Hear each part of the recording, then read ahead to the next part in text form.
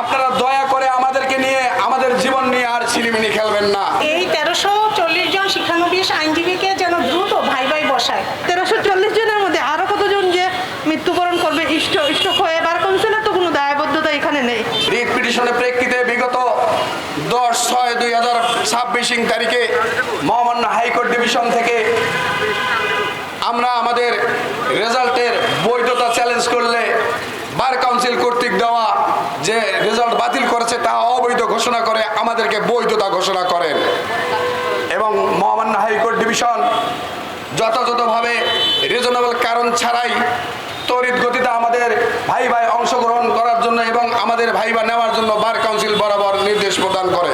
তাদের অন্যান্য কার্যক্রম সুন্দরভাবে চালাচ্ছে, আর আমাদের 1340 জনের জীবন নিয়ে ছিনিমিনি খেলতেছে। তাই আজকে আমরা সারা বাংলাদেশ থেকে অনশন কর্মসূচি ঘোষণা করে সকাল 9 ঘটিকা থেকে এখন পর্যন্ত আমরা অনশন কর্মসূচিতে আছি শান্তিপূর্ণভাবে। উপস্থিত সাংবাদিক ভাইরা, উপস্থিত সহযোদ্ধা, উপস্থিত সম্মানিত উপস্থিতিগণ, আপনাদের মাধ্যমে আমরা জানাতে চাই মাননীয় বার কাউন্সিলের সচিব মহোদয়, মাননীয় বার কাউন্সিলের অ্যাটর্নি মহোদয়, আপনারা দয়া করে আমাদেরকে নিয়ে, আমাদের জীবন নিয়ে আর ছিনিমিনি খেলবেন না।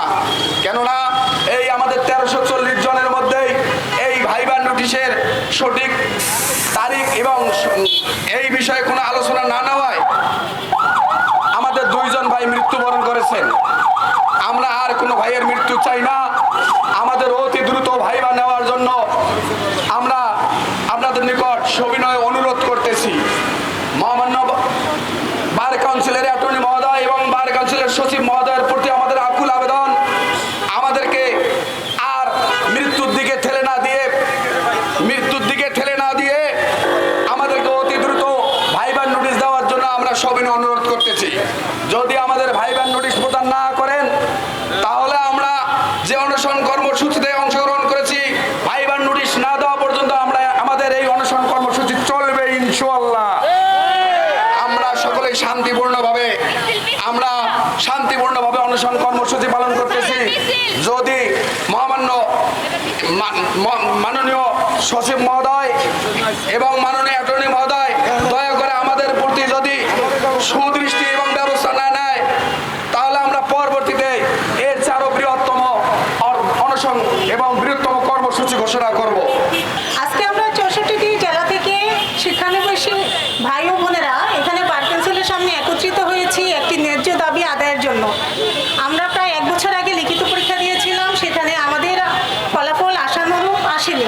তার ভিত্তিতে বার কাউন্সিল আমাদেরকে রিভিউ করার আবেদন করেছিলেন। আমরা রিভিউ করেছি এবং সেখানে উত্তীর্ণ হওয়ার পর ওনারা হঠাৎ করেই কোনো নোটিশ ছাড়াই আমাদের এই ফলাফলটি বাতিল করে দেন। পরবর্তীতে আমরা সংক্ষুব্ধ হয়ে হাইকোর্টে রিট করি এবং দীর্ঘ কয়েক মাস সেখানে জাজমেন্ট হওয়ার পর সে রিটের ফলাফল আসে এবং মাননীয় বিচারপতি আমাদের পক্ষে রায় দেন এবং বলেন যে এই 1340 জন শিক্ষানবিশ আইনজীবীকে যেন দ্রুত ভাই ভাই বসায়। বার কাউন্সিল কর্তৃপক্ষ হাইকোর্টের ন্যায্য রায় দেওয়ার পরেও এখন পর্যন্ত চুপচাপ আছেন কেন, আমরা সেটা বোধগম্য না। সব কিছু তো ঠিকঠাক মতোই চলে, কিন্তু আমাদের বেলায় এত 1314 জনের মধ্যে কি এমন ওনারা দেখলেন যে আমাদের ভাইবার নোটিশটা দিতেছেন না। হাইকোর্টের রায় যদি সঠিক হয়, ন্যায্য হয়, তাহলে তাদের একটা নোটিশ দিতে কিসের এত আপত্তি, এটাই আমার বোধগম্য নয়। এখন আমরা একত্রিত হয়েছি যদি আমাদের তাড়াতাড়ি ভাইবার নোটিশটা দিয়ে দেওয়া হয়। ইতিমধ্যে আমাদের 2 ভাই মারা গেছেন, আরও অনেকেই অসুস্থ, আমি নিজেও অসুস্থ। তারপরেও বিনীতভাবে অনুরোধ জানাচ্ছি, করজোড়ে অনুরোধ জানাচ্ছি যে আমাদের এই মানসিক অশান্তি থেকে পরিত্রাণ দেন। না হলে আমাদের এই 1340 জনের মধ্যে আরও কতজন যে মৃত্যুবরণ করবে স্ট্রোক হয়ে, বার কাউন্সিলের তো কোনো দায়বদ্ধতা এখানে নেই। দায়বদ্ধতা কোনো দিনও তারা নেবেন না। যেহেতু 2 জন মারা গেছেন, এখন পর্যন্ত তারা চুপচাপ আছেন, তাহলে মৃত্যুর দায়কে